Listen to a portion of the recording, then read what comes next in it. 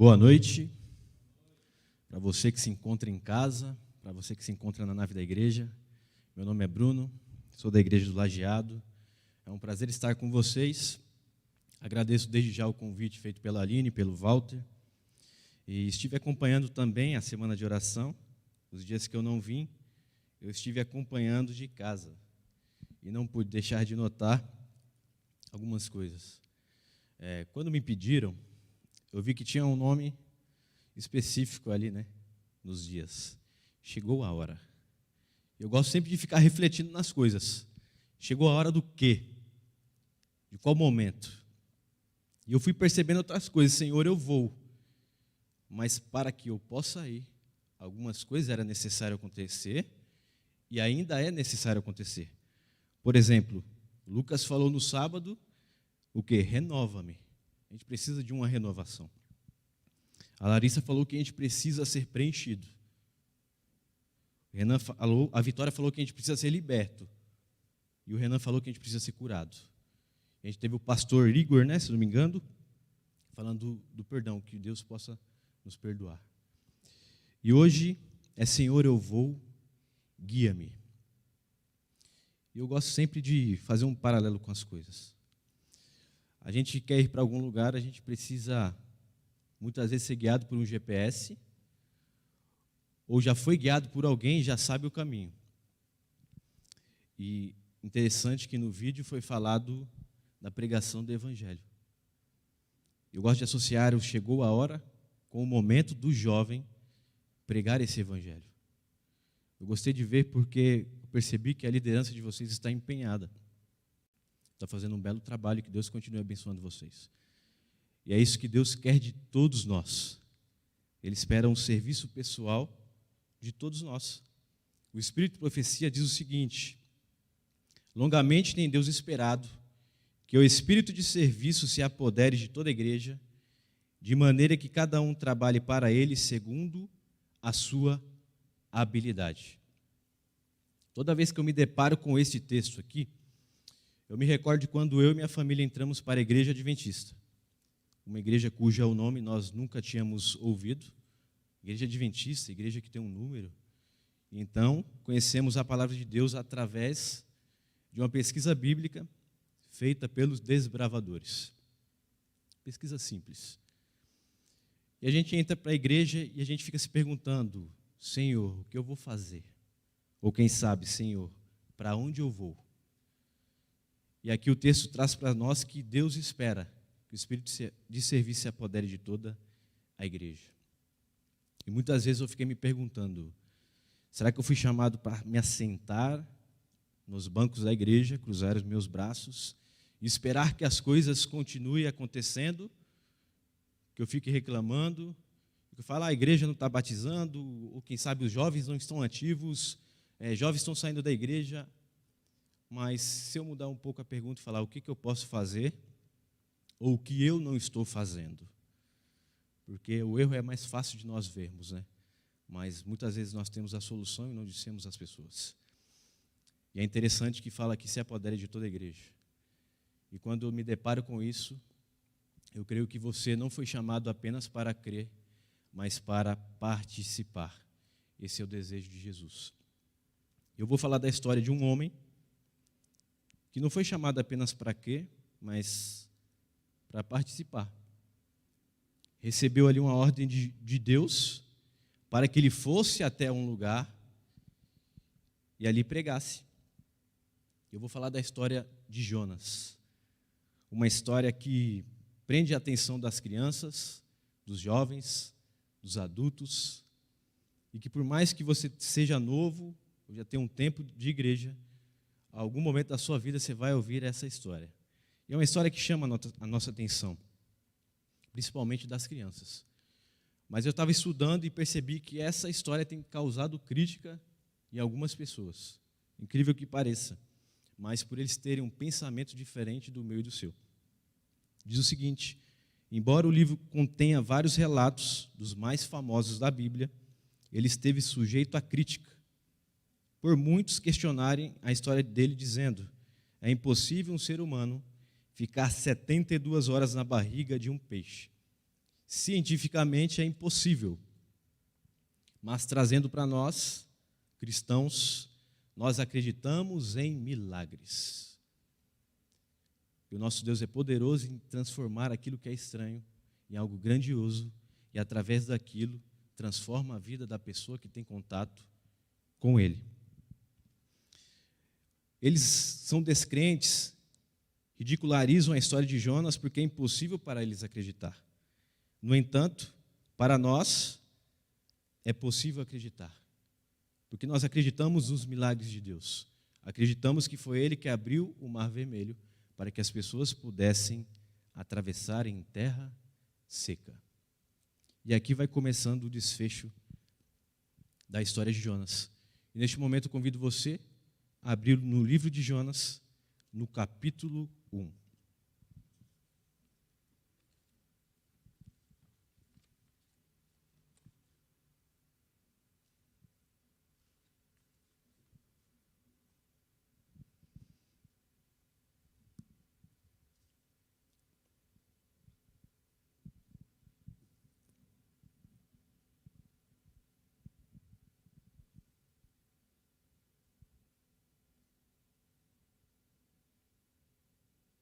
Amém?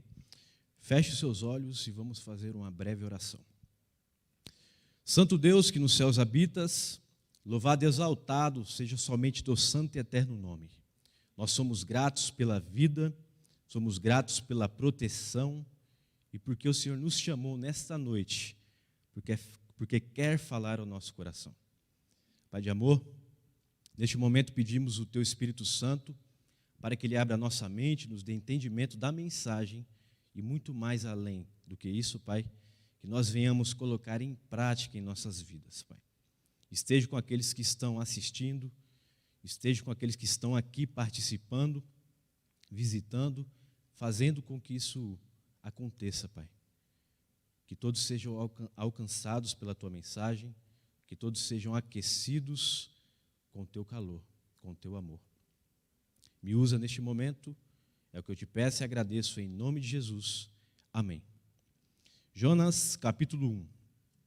Na minha versão começa dizendo o seguinte: certo dia, o Senhor disse a Jonas, filho de Amitai: apronte-se, vá à grande cidade de Nínive e grite contra ela, porque a maldade daquela gente chegou aos meus ouvidos.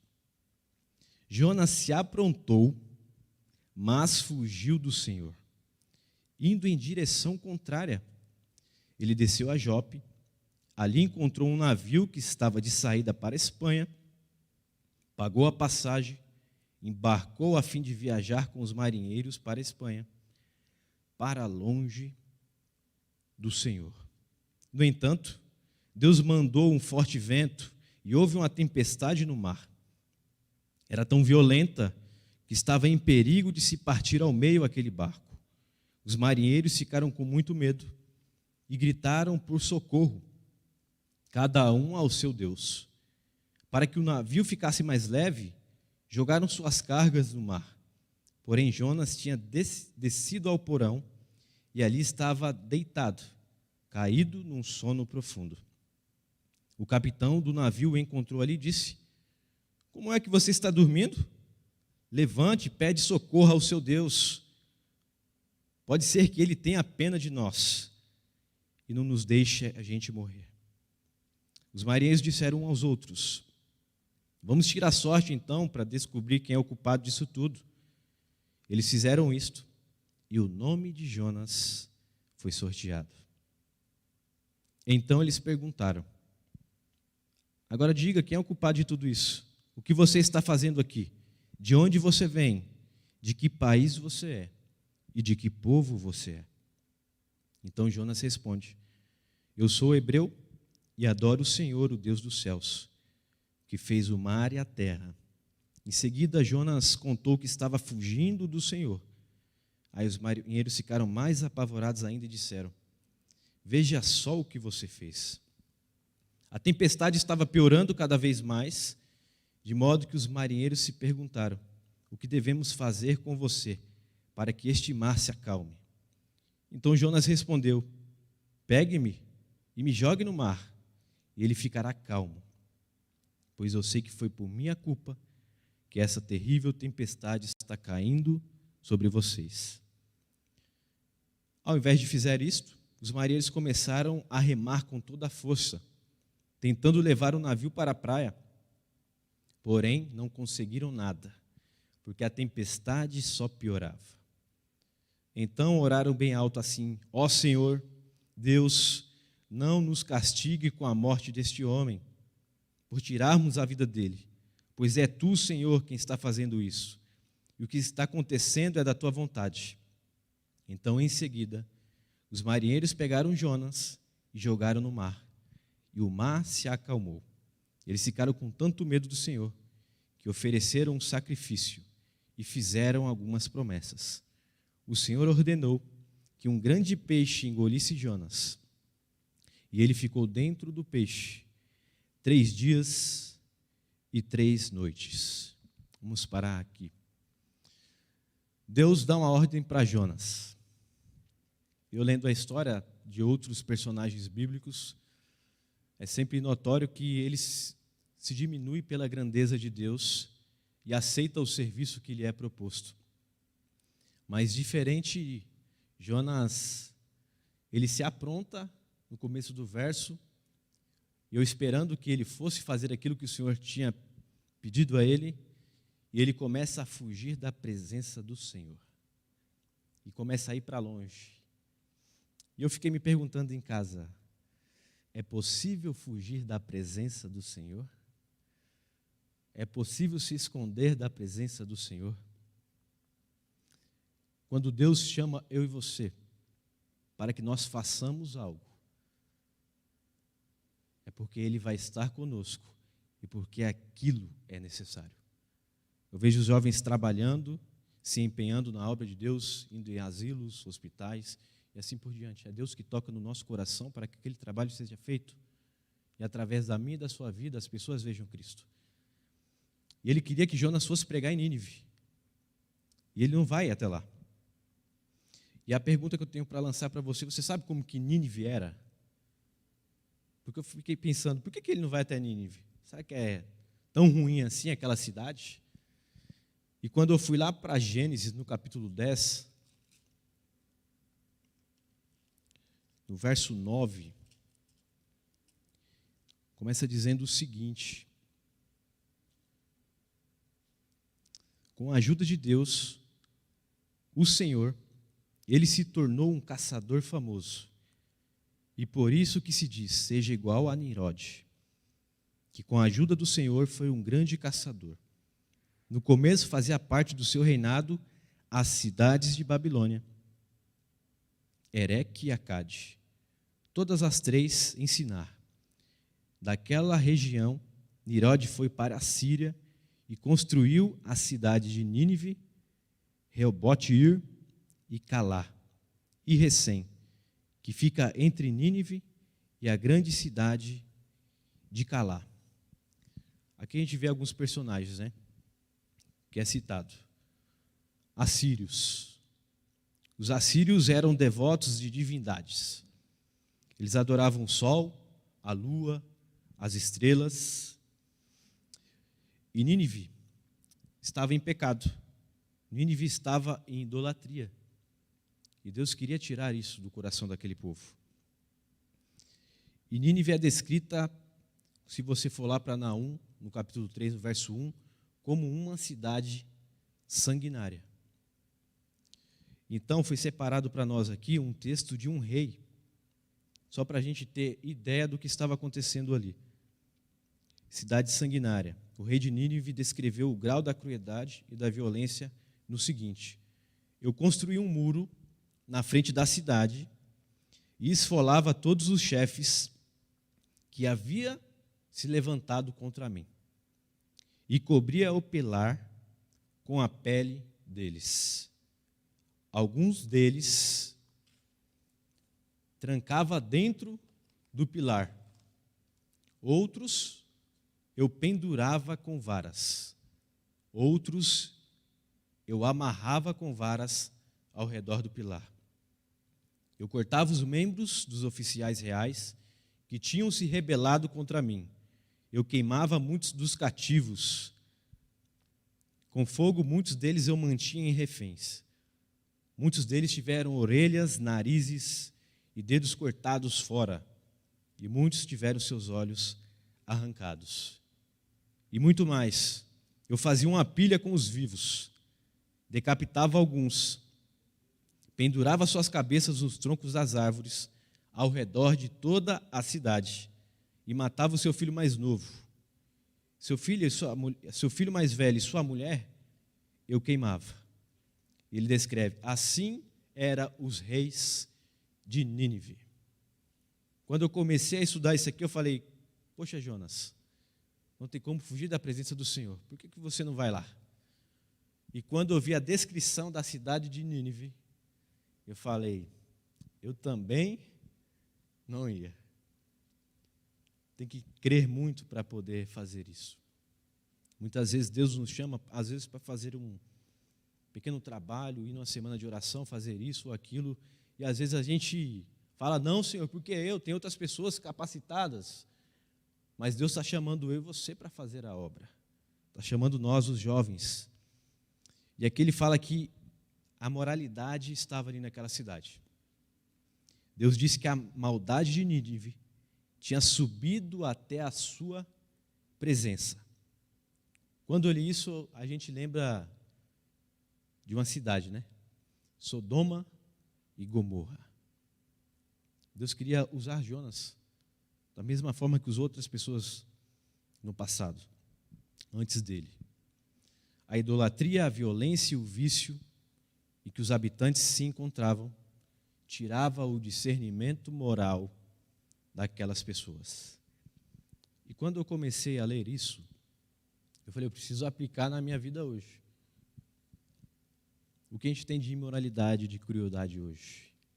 Talvez, num grau um pouco diferente do que estava acontecendo ali, mas existe muita coisa que está oculta aos nossos olhos. Faz um bom tempo que eu não sou de assistir jornais. Desde que eu comecei a faculdade, trabalhar é bem difícil. Mas fala a verdade, você liga a televisão, você quer ver noticiário, notícia boa, quer saber de vacina, você quer saber como está o SUS, como que está fluindo, talvez, a construção civil para quem trabalha, você quer notícia boa, como que está gerando os empregos, você liga, pai matou filho, filho matou pai, não sei quem fugiu, matou não sei quantas pessoas. A gente vê isso. Talvez não esteja tão diferente do passado. E eu tenho mais a dizer, talvez Deus esteja chamando você para pregar para esse mundo imoral, para você mostrar aquilo que Deus quer que seja visto. Talvez não através da fala, mas quem sabe apenas através dos seus atos. E ali estava Jonas, achando que estava fugindo da presença do Senhor. E aí começa a dar tudo errado. E aqui o texto traz para mim o seguinte, que mesmo tudo dando errado, ele desce lá para o porãozinho do barco e vai dormir. Eu falei, como que um cara desse consegue dormir numa situação daquela? Não sei se você já viu algum vídeo de uma tempestade naqueles navios cargueiros gigantes. Eu fiquei olhando e falei, o cara nasceu para dirigir, pilotar, não sei como que chama, um navio daquele. Porque quando a onda viesse ali, eu ia cair duro. Porque eu não ficaria ali. Eu falei, imagina a tempestade e você dormindo dentro do barco. Eu fiquei olhando para Jonas. Ele se coloca indiferente à situação. Mas a lição que vem trazer para a gente aqui é de uma segunda chance. Às vezes a gente tenta focar ali no erro do Jonas. Ah, Deus chamou Jonas, Jonas recusou, tentou fugir do Senhor. E às vezes eu coloco na minha vida o seguinte, quantas vezes Deus me chamou para fazer algo e eu recusei? Quantas vezes Deus me chamou para fazer algo e eu me afastei? Isso é para a gente também. Talvez neste momento, no seu coração, no coração daqueles que estão nos acompanhando, Deus está te chamando para fazer uma coisa grandiosa. E muitas vezes a gente está retardando este acontecimento. E Ele quer dar uma segunda chance. E aqui o texto diz, Deus entende a segunda oportunidade, porque o desejo dele é que todos os homens sejam salvos e cheguem ao conhecimento da verdade. Eu costumo dizer que se os desbravadores não tivessem batido na minha porta para fazer um trabalho que muitas vezes classificamos como simples, eu não teria conhecido a Igreja Adventista. Uma pesquisa bíblica, cuja última pergunta dizia: você aceita um estudo bíblico completo e gratuito? E o meu pensamento era: aceito, mas na minha mente estava assim: vai ser igual aquele pessoal que traz uma revista aqui, fala para mim estudar, vai voltar e não volta. Mas foi totalmente contrário. Na outra semana, minha falecida avó apareceu em casa e falou: ó, tem 2 pessoas de terno lá em casa e eu não sei o que você e seu avô aceitou. Vai lá ver o que está acontecendo. Chegou lá, estava começando o estudo bíblico. E Deus nos chama para trabalhar para Ele. Deus não nos chamou apenas para crer, mas para participar. Porque Ele tem um propósito. Quando a gente participa pela salvação do nosso próximo, a gente amadurece, a gente se fortalece e a gente começa a rever aqueles conceitos que nós aprendemos. Vou dar um estudo bíblico para uma pessoa. Você está reaprendendo, está relembrando aquilo que você reafirmou com Deus. Isso é ótimo. Fortifica e une as pessoas. Estreita os laços. E Deus queria usar Jonas naquele momento. O desejo dele é que todos os homens sejam salvos. Então, o que Jonas fez quando foi chamado? Jonas tentou fugir de Deus. Acontece tudo aquilo, ele é jogado no mar, engolido por uma baleia. E se a gente for ler ali um pedaço do capítulo 2, Jonas começa a orar, ele começa a descrever quem era o povo para quem ele tinha que pregar. Falando: Senhor, aquele povo, isso e aquilo. Aquilo que a gente faz muitas vezes: Senhor, eu não quero ir para lá porque tem uma pessoa que eu não gosto, talvez. Eu não quero ir para lá porque aquela igreja é um pouco indiferente. Mas Deus quer que você vá, porque talvez você vai ser moldado naquele lugar. E Ele queria usar Jonas de qualquer maneira. Jonas recusou a sua responsabilidade. Jonas fugiu da presença do Senhor. E ele foi para Tarsis, desceu à cidade de Jope. E ali ele encontrou um navio. Eu achei um detalhe muito curioso, que Nínive era localizada a 800 quilômetros a leste. E sabe para onde ele foi? Ele foi para Tarsis, mais de 4.500 quilômetros a oeste. Foi para a direção contrária, achando que fugiria da presença de Deus. Mas não. Deus usou o peixe para que Jonas pudesse refletir. Deus tentou primeiramente usar a tempestade, mas não bastou para ele. Precisava ser engolido por um peixe. Precisava passar por aquilo, para que ele entendesse que tinha que voltar para aquela cidade e fazer uma tarefa que lhe foi confiada. E aqui eu gostaria de ler Jonas no capítulo 2 com vocês. Voltar um pouquinho aqui no livro de Jonas.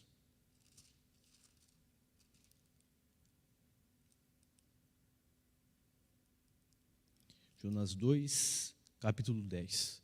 Então o Senhor deu a ordem ao peixe, e ele vomitou Jonas na praia. E ali Deus fala novamente com Jonas, no capítulo 3, no verso 1. Pela segunda vez o Senhor diz: apronte-se, vá à grande cidade de Nínive, e anuncie ao povo de lá a mensagem que eu vou dar a você. Jonas se aprontou e foi a Nínive, como o Senhor Deus havia ordenado. Nínive era tão grande que uma pessoa levava 3 dias para atravessá-la a pé. E aqui eu trago uma lição. Quando nós estudamos e lemos a história de Jonas, eu fico pensando em alguns pontos. Deus chamou cada um de nós, cada um para um trabalho diferente, cada um para usar a sua habilidade. A gente acha que foram chamados aqueles que sabem falar na frente, que sabem orar na frente, que sabem cantar na frente. E isso vai muito mais além. A pessoa que cumprimenta você na porta, ela te cumprimentar, você se sentiu amado, você se sentiu abraçado, você vai voltar. A canção que foi cantada, muitas vezes a gente não sabe o significado ou o que aquilo vai causar no coração da pessoa que está sentada nos bancos da igreja.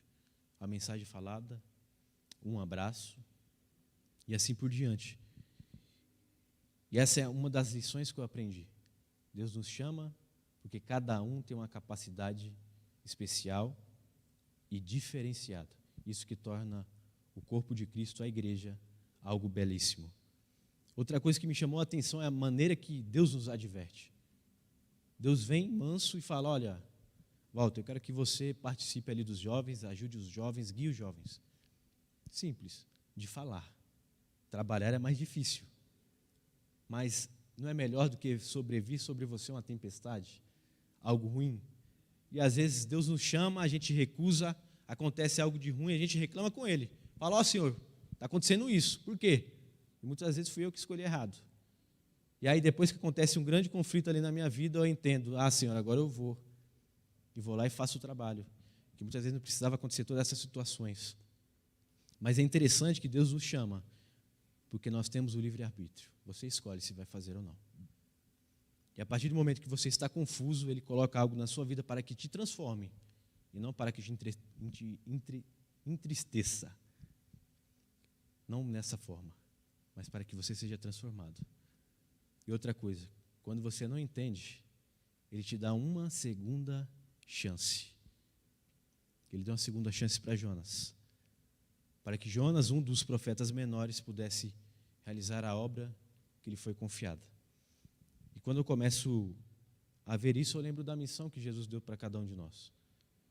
A gente pede para que Deus nos guie, e muitas vezes eu me deparo com o que os desbravadores dizem: salvar do pecado e guiar no serviço.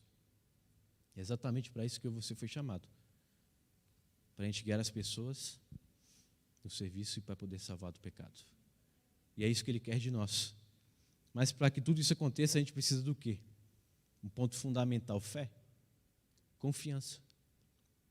E às vezes é difícil exercer isso na prática. Muitas vezes não é fácil.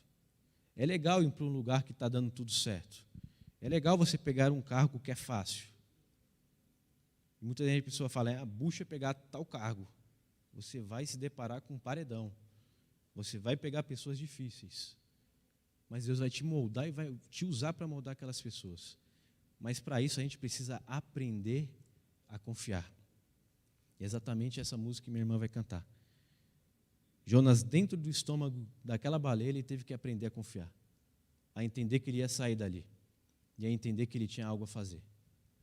E a música vai dizer, precisamos aprender a confiar. Mesmo quando a dor nos fizer desistir. Ou quem sabe até duvidar. Que possamos sentir então o poder de Deus, o amor de Deus e dizer a Ele, Senhor, eu vou, guia-me.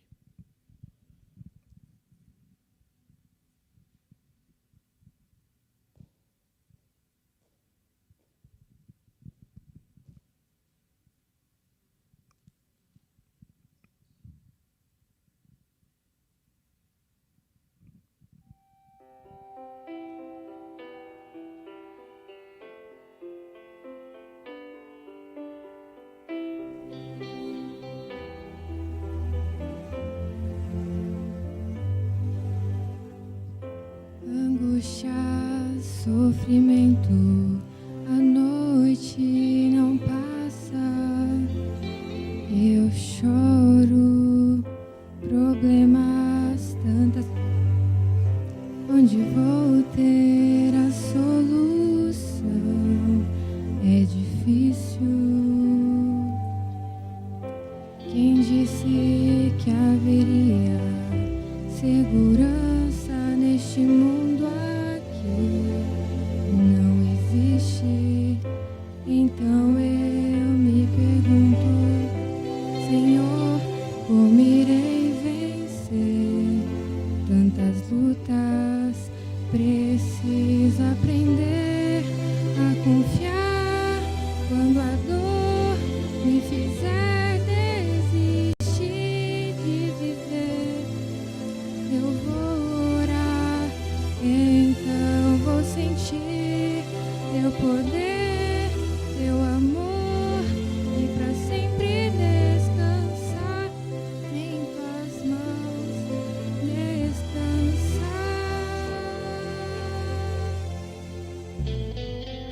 Meu coração se fecha, sentimentos que nunca provou o ferem, mas vai abrir aos poucos aos raios da manhã que irão curá-lo.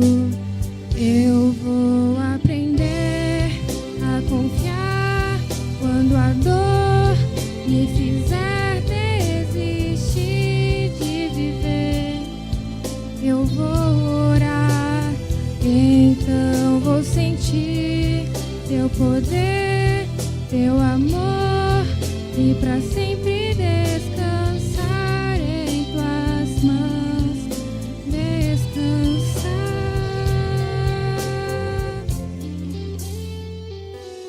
No sofrimento nasce então a esperança e a coragem. Vou esperar e aprender junto aos pés desta cruz.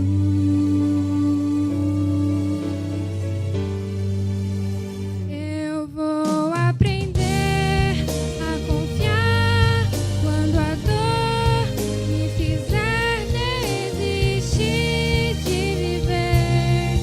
Eu vou orar, então vou sentir teu poder, teu amor, e pra sempre descansar em tuas mãos, descansar.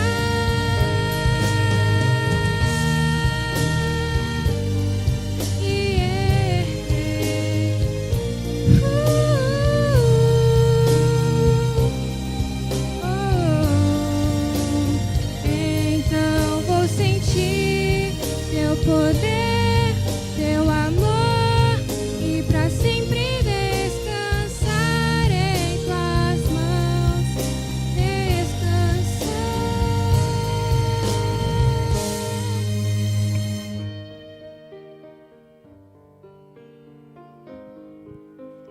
Eu vou aprender a confiar.